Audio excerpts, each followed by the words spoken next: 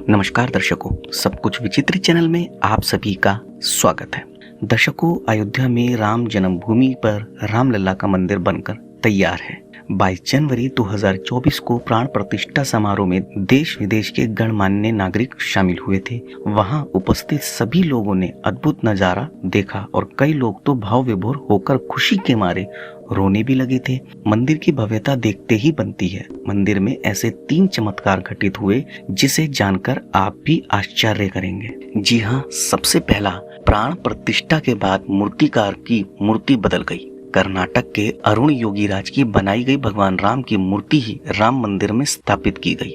योगीराज ने कहा कि गर्भगृह के बाहर तक उनकी मूर्ति की छवि अलग थी, लेकिन जैसे ही मूर्ति को गर्भगृह में प्रवेश कराया गया, अचानक ही उसकी आभा ही बदल गई। इसे मैंने भी महसूस किया। मैंने गर्भगृह में अपने साथ मौजूद लोगों को भी इस संबंध में कहा था कि ये दैवीय चमत्कार है या कुछ और, लेकिन मूर्ति में बदलाव हो गया।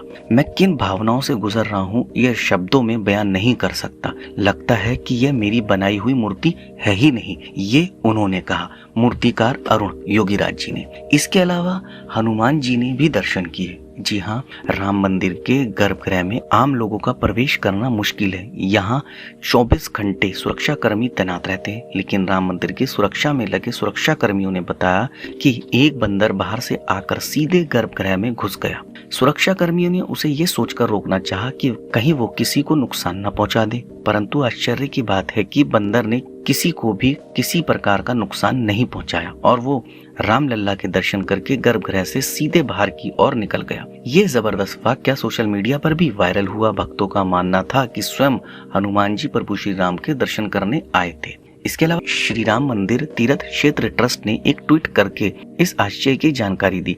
सायंकाल लगभग 5:50 बजे एक बंदर दक्षिणी द्वार से गुण मंडप से होते हुए गर्भगृह में प्रवेश करके उत्सव मूर्ति के पास तक पहुंचा।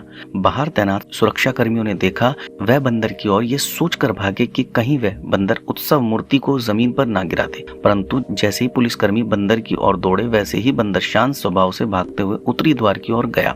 द्वार बंद होने के कारण पूर्व दिशा की ओर बढ़ा और दर्शनार्थियों के बीच से होता हुआ बिना किसी को कष्ट पहुंचाए पूर्वी द्वार से बाहर निकल गया। सुरक्षा कर्मी कहते हैं कि यह हमारे लिए ऐसा ही है मानो स्वयं हनुमान जी रामलला के दर्शन करने आए हों। इसके अलावा सूर्यदेव, जी हाँ, सबसे बड़ा चमत्कार, सूर्यदेव करेंगे रामलला का मस्तकाभिषेक। अंतरिक्ष वैज्ञानिकों की एक टीम के सुझाव अनुसार होगा ये चमत्कार। राम मंदिर के 3 मंजिल भवन में गर्भगृह में श्री रामलला की मूर्ति विराजमान है। ठीक रामनवमी को यह चमत्कार होगा।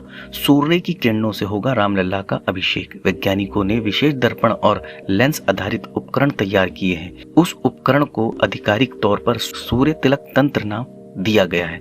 हर रामनवमी के दिन भगवान राम के मस्तक पर सूर्य की किरणों से होगा अभिषेक। राम जन्मोत्सव के अवसर पर सूर्य की रश्मियां 3 तल के राम मंदिर के भूतल पर स्थापित रामलला के ललाट पर उतरकर उनका अभिषेक करेगी। अब देखना है कि यह चमत्कार कैसे होगा। आप इंतजार कीजिए रामनवमी का।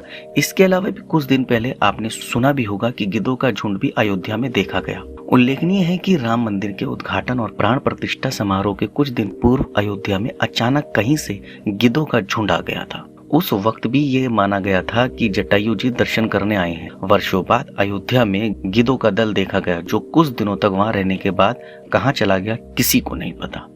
तो देखा दर्शकों, भगवान राम के ये चमत्कार और रामनवमी को भी एक चमत्कार जो होने वाला है। अब आपको बताना होगा आपको हमारी ये जानकारी कैसी लगी। आप हमें कमेंट के माध्यम से बता सकते हैं। आप हमारी इस वीडियो को ज्यादा से ज्यादा शेयर कीजिए, लाइक कीजिए और चैनल को सब्सक्राइब कीजिए और बेल आइकन को दबाना बिल्कुल ना भूलें, ताकि समय समय पर आपको इस प्रकार की सभी महत्वपूर्ण जानकारियां प्राप्त हो सके। धन्यवाद दर्शकों।